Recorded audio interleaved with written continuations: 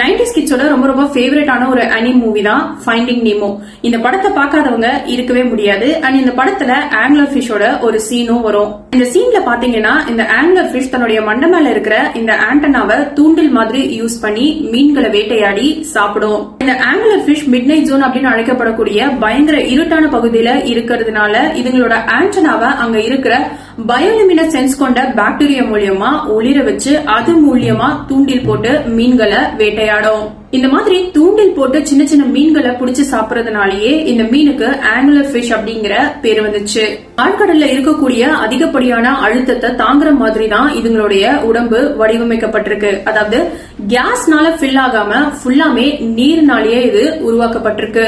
அதே மாதிரி சர்ஃபேஸ்ல வாழக்கூடிய மீன்களுக்கு இருக்கிற ஸ்விம் பிளாடர்ஸ் இந்த ஆங்குலர் ஃபிஷஸ்க்கு இருக்கிறது கிடையாது.